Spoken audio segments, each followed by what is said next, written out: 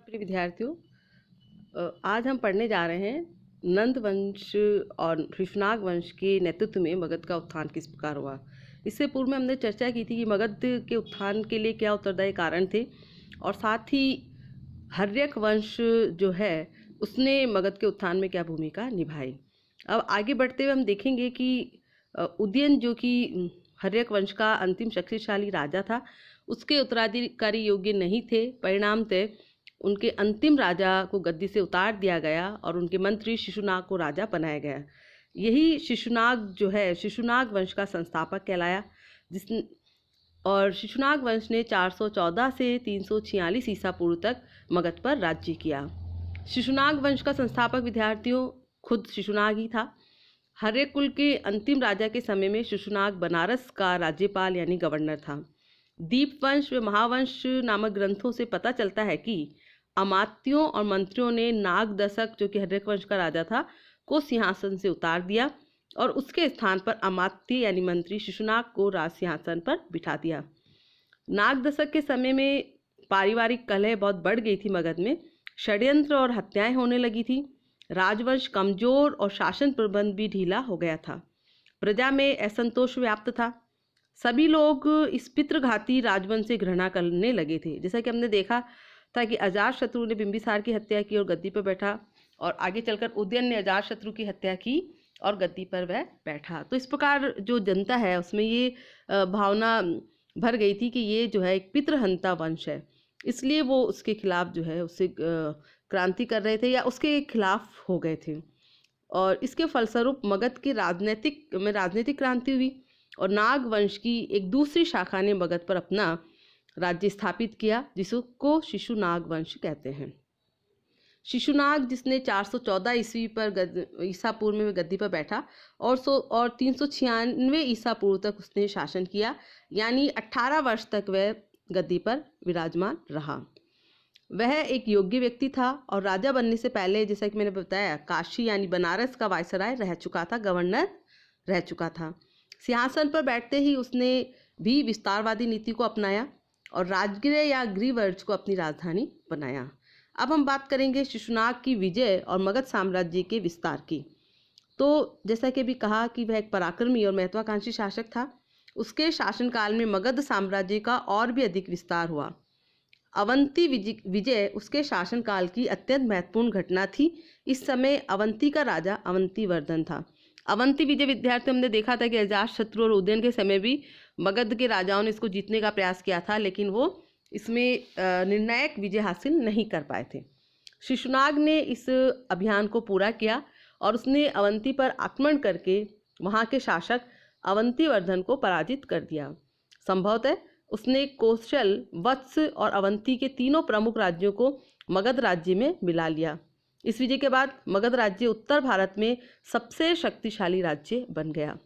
Doctor Rajbali Pandey कहते हैं कि इस प्रकार पंजाब और सीमांत क्षेत्र को छोड़कर प्राय सारा उत्तर भारत शिशुनाग के आधिपत्य में आ गया। 18 वर्ष तक सफलतापूर्वक शासन करने के बाद उसका देहांत हो गया।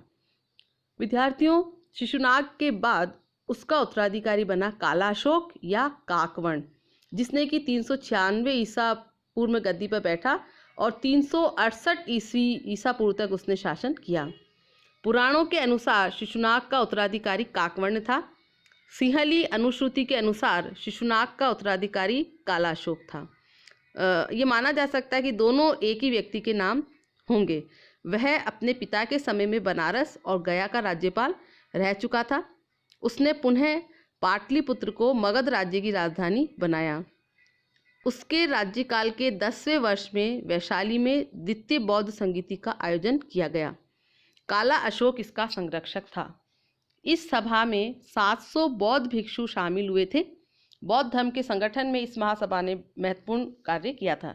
विद्यार्थियों, हमने पढ़ा था कि पहली जो अजातशत्रु के समय में बौद्ध संगीति का आयोजन हुआ था और ये दूसरी बौद्ध संगीति का आयोजन वैशाली में काला अशोक के शासनकाल में हुआ। काला अशोक की मृत्यु के बारे में कहा जाता है कि उसने लगभग 28 वर्ष तक शासन किया था और उसका अंत भी एक षड्यंत्र के द्वारा हुआ। महाकवि बाणभट्ट ने हर्षचरित में लिखा है कि एक हत्यारे ने शिशुनागी काकवर्ण के गले में कटार भोंककर उसका वध कर दिया शहर के बाहर। काला अशोक के जो उत्तराधिकारी थे वो इतने योग्य नहीं थे और उसके उत्तराधिकारियों में उसके 10 पुत्रों ने सम्मिलित रूप से 22 साल तक राज्य किया। अंत में महापद्मनंद ने शिशुनाग वंश का अंत करके एक नए राजवंश नंद वंश की स्थापना की।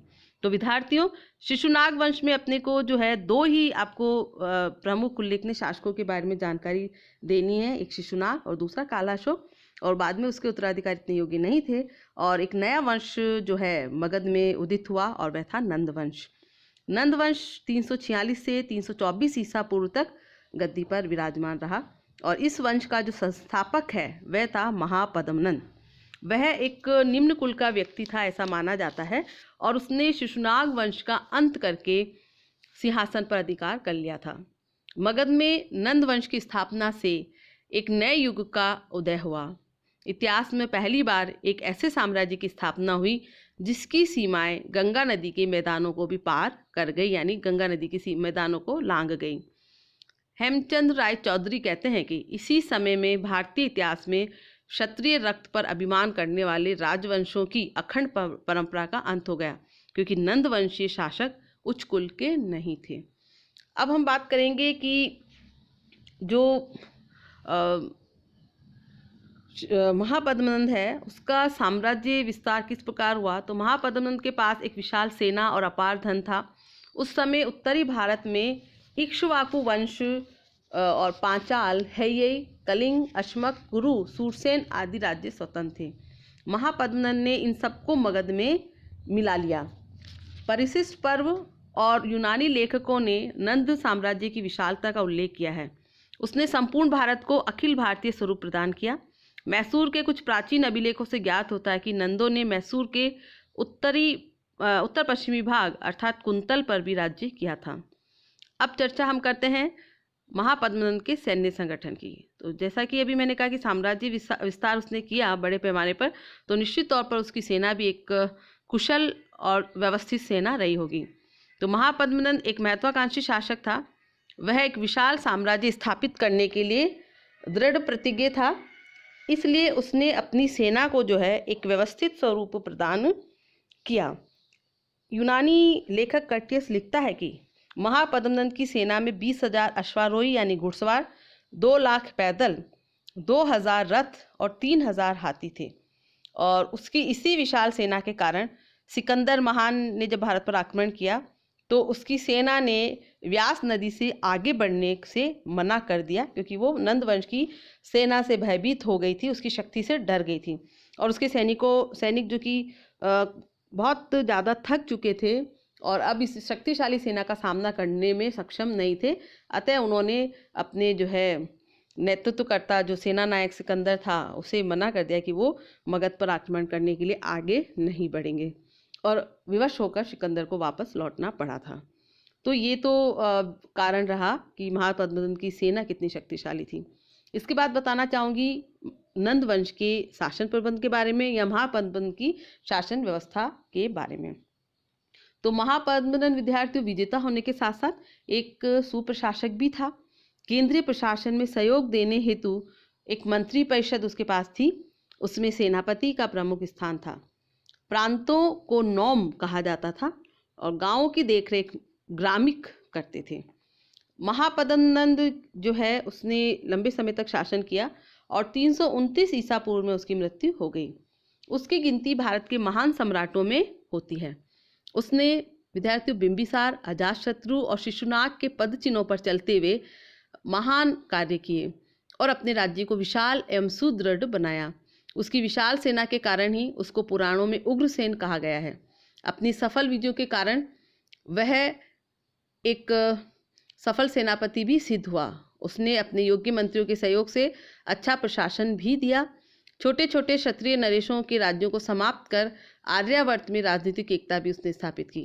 लेकिन इन सबके बावजूद वे जनता का शोषक था, यानी जन कल्याणकारी योजनाएं उसकी नहीं थी। उसकी सैनिक नीति से ने उसे जनता में अलोकप्रिय बना दिया था। अब बताना चाहूँ कि महापद्मनंद के उत्तराधिकारी के बारे में। तो उसके उत्तराधिकारियों की संख्या 8 थी और उसके बाद उसके 8 पुत्रों ने मगध पर राज्य किया और उनमें उल्लेखनीय था धनानंद। महाबोधि वंश जो ग्रंथ है वो कहता है कि नंद वंश का जो अंतिम राजा धनानंद था वह भी पराक्रमी और महत्वाकांक्षी था। उसने एक विशाल साम्राज्य पर शासन किया और उत्तराधिकार में प्राप्त साम्राज्य को सुरक्षित भी रखा। धनानंद के पास अपार धन था और कहा जाता है कि उसने गंगा की घाटी में एक स्थान पर करोड़ों मुद्राएं एकत्रित कर रखी थी।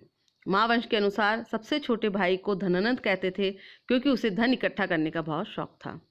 वह एक कंजूस और कठोर व्यक्ति था। अत्यधिक कर लगाने के कारण प्रजा उससे नाराज और असंतुष्ट हो गई थी। अंततः चंद्रगुप्त मौर्य ने धनानंद की अलोकप्रियता का लाभ उठाया और उसे पराजित करके मगध के सिंहासन पर अधिकार कर लिया। इस प्रकार नंद वंश का अंत हुआ और मगध में मौर्य वंश स्थापित हुआ। तो निष्कर्ष रूप में विद्यार्थी हम देखते हैं कि हर्यक वंश, शिशुनाग वंश और नंद वंश के नेतृत्व में मगध साम्राज्य का अत्यधिक विस्तार हुआ। बुद्ध के समय में उत्तरी भारत में विद्यमान सभी महत्वपूर्ण राज्य अब मगध साम्राज्य में शामिल हो गए थे, यानी उसमें विलीन हो गए थे। इस प्रकार हर्यक वंश, शिशुनाग वंश और नंद वंश के प्रतापी और पराक्रमी शासकों ने मौर्य वंश के शासकों के लिए साम्राज्य विस्तार का मार्ग प्रशस्त कर दिया, जिस पर आगे चलकर एक विशाल साम्राज्य का निर्माण चंद्रगुप्त मौर्य और अशोक के द्वारा किया गया। धन्यवाद।